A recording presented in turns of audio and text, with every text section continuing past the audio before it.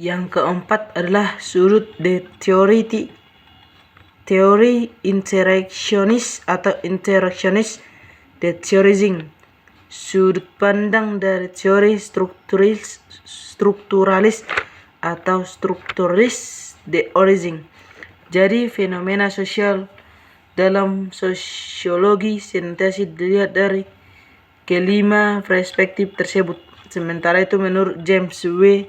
van der Zeden membagi 3 perspektif utama dalam sosiologi, yaitu perspektif fungsionalis, kedua perspektif konflik, dan ketiga perspektif interaksionisme simbolik yang secara rinci dapat dilihat dalam matriks berikut.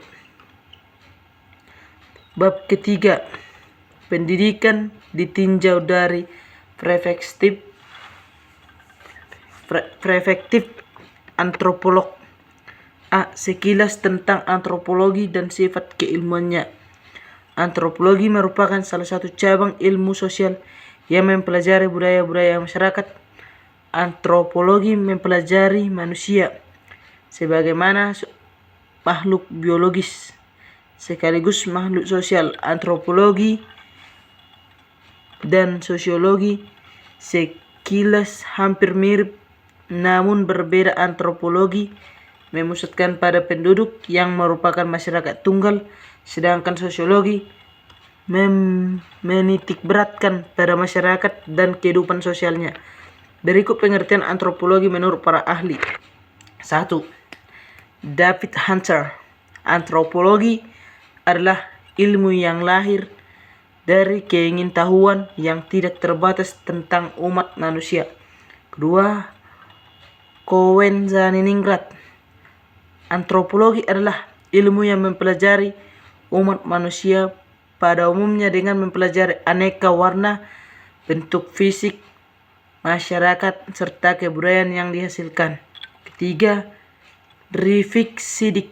Antropologi adalah ilmu yang mengkaji segala aspek yang terdapat pada manusia, terdiri atas berbagai macam konsepsi kebudayaan, tradisi ilmu kebudayaan, tradisi ilmu pengetahuan, teknologi, norma, kelembagaan, serta linguistik dan lembaga.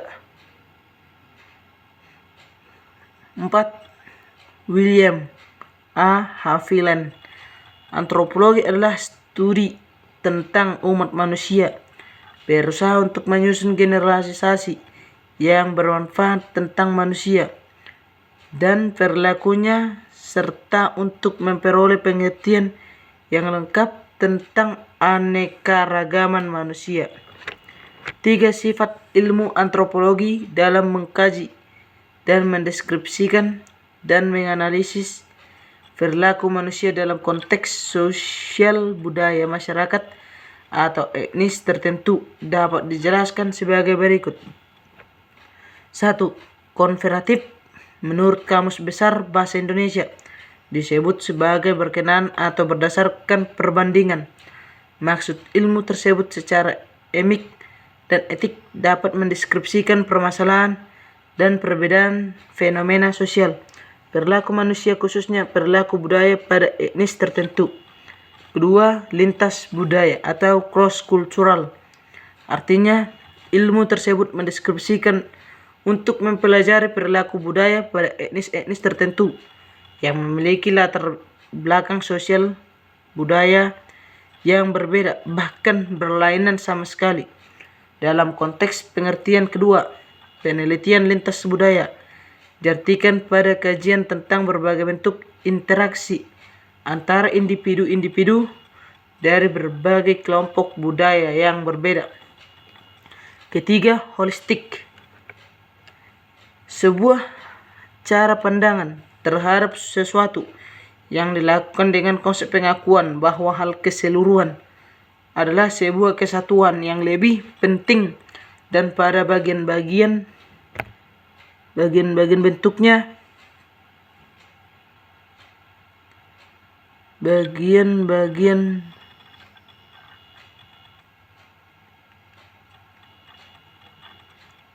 Tiga, holistik. Sebuah cara pandangan terhadap sesuatu yang dilakukan dengan konsep pengakuan bahwa hal keseluruhannya adalah sebuah kesatuan yang lebih penting daripada bagian-bagian bentuknya.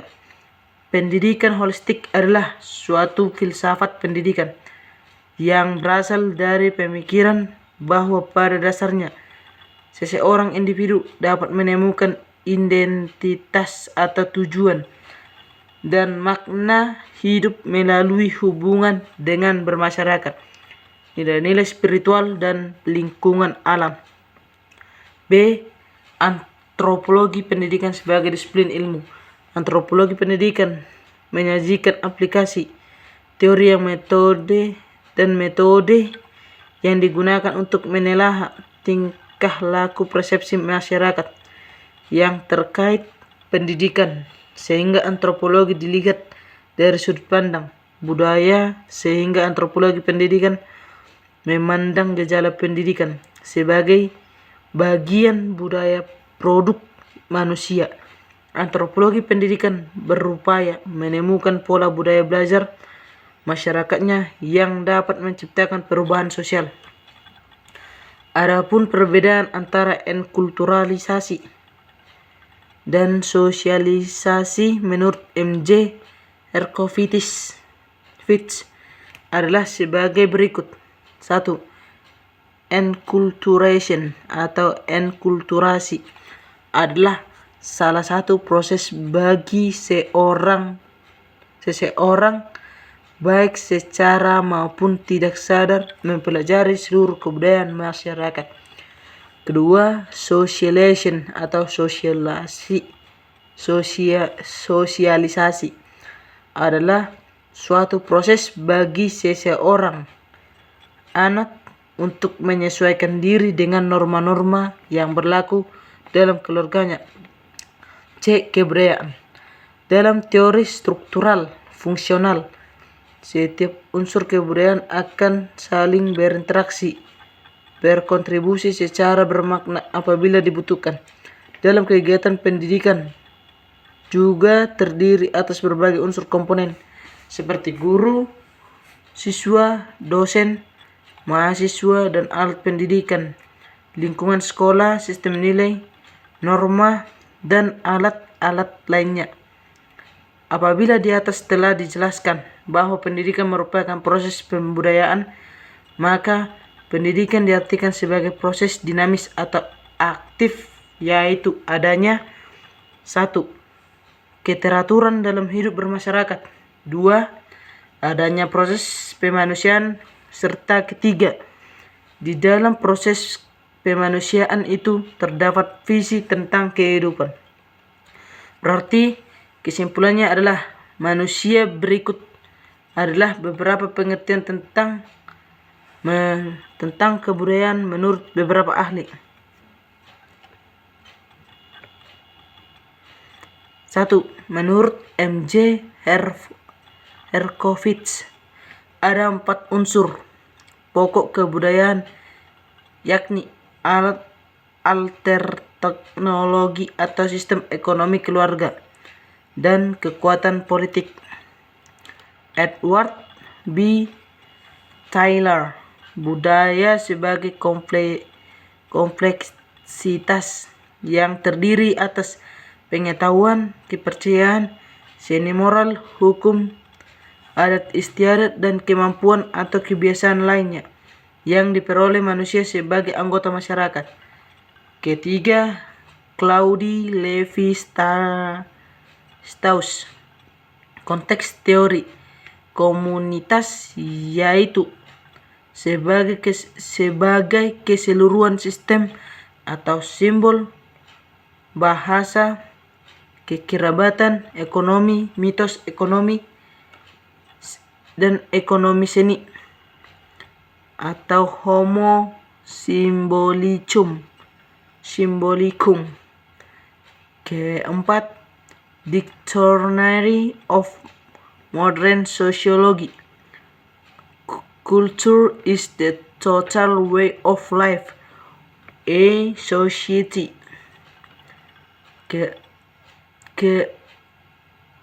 kelima, terakhir, kulkon, unsur-unsur kebudayaan yang ada pada setiap masyarakat di dalam dunia serta memiliki sifat universal seperti terdiri dari atas 1.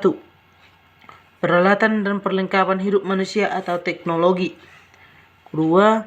Mata pencarian yang hidup dalam sistem ekonomi.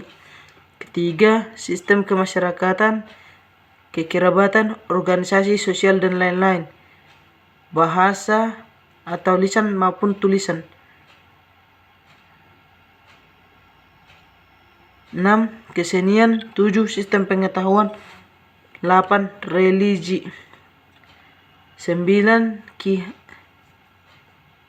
Hajar Dewantara mengatakan bahwa kebudayaan merupakan buah dari budi manusia terhadap dua pengaruh, yakni zaman dan alam, yang dimana manusia harus mengatasi keanekaragaman, rintangan dalam hidup dan kehidupan, keselamatan dan kebahagiaan lahir bersifat damai dan tertib. Berikutnya, Koe-Janiningrat mendefinisikan kebudayaan adalah keseluruhan sistem, gagasan, tindakan, dan hasil karya manusia dalam rangka kehidupan masyarakat yang dijadikan milik